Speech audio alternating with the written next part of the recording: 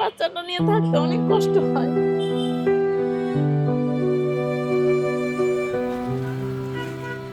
রূপালী বাংলাদেশে সংবাদ প্রকাশের পর সেই রিকশাচালক মায়ের পাশে দাঁড়িয়েছে ঢাকা জেলা প্রশাসন। গত ২রা আগস্ট ১১ মাসের শিশু কোলে নিয়েই রিকশা চালাচ্ছেন মা, এই শিরোনামে রূপালী বাংলাদেশ ডিজিটালে একটি সংবাদ প্রকাশ হয়। উঠে আসে এক লড়াকু মায়ের গল্প। ১১ মাসের ছোট্ট তাইবাকে কোলে নিয়ে ঢাকার রাস্তায় অটোরিকশা চালাতেন মা আফরোজা। স্বামীহীন এই মায়ের রাত কাটত রিকশার গ্যারেজে। সেই অমানবিক জীবনযুদ্ধের গল্প ছুঁয়ে গিয়েছিল হাজারো মানুষের হৃদয়। প্রতিবেদনটি নজরে আসে ঢাকার জেলা প্রশাসকের। ওই নারীর এই জীবন সংগ্রাম ও মাতৃত্বের প্রতি সম্মান জানিয়ে জেলা প্রশাসক ফরিদা খানমের নেতৃত্বে জেলা প্রশাসন ঢাকা তার পাশে দাঁড়িয়েছে। জীবন অবাক না করলে কে করবে? 28% মিল্ক ফ্যাটের অবাক করার সাথে ফ্রেশ মিল্ক পাউডার। জীবন অবাক করুক প্রতিদিন। সেই প্রতিবেদনে একজন অসহায় মায়ের এমন হাড়ভাঙা সংগ্রাম আর ছোট্ট তায়েবার রাস্তার জীবন নাড়া দেয় প্রশাসনকে।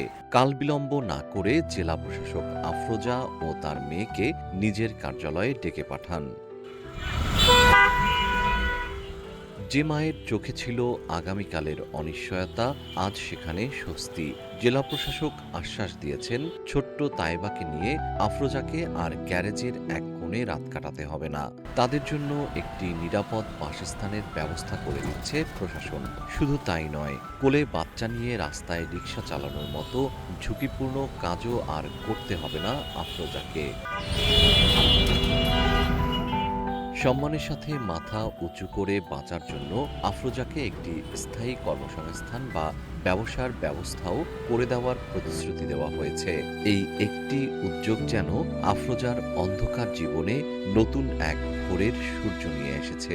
আপনারা যখন ভিডিও করছেন, ভিডিও করার পরে তখন ওনারা আপনাদের এই ভিডিওটা দেখে আমাকে জেলা প্রশাসকের যে কর্মকর্তা ম্যাম আছে, উনি মানে বড়, জানি না আমি কি, উনি বড় অফিসার মনে হয় সরকারি।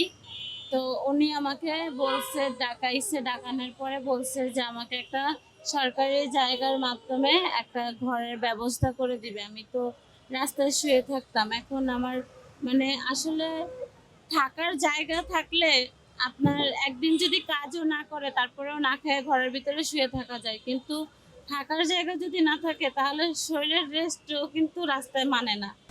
বাচ্চাটা নিয়ে রাস্তায় থাকাটা সারাদিন, এই যে গাড়ি চালানোর পরে যখন রাস্তায় বিছনা করে শুয়ে থাকা লাগে, মানে কোনো রেস্টের কোনো নাই।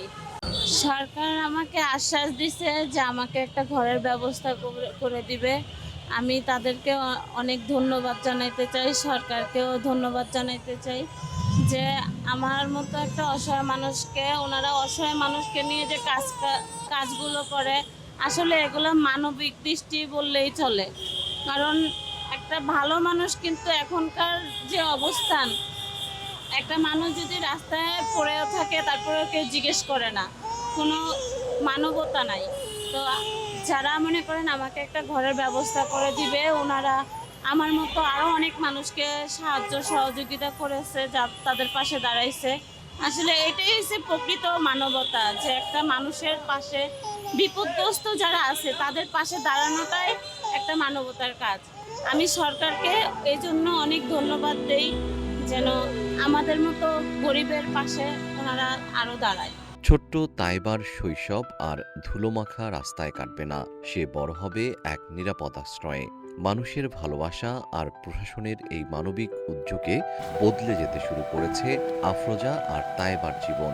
বেঁচে থাকুক এমন মানবতা, জয় হোক মাতৃত্বের।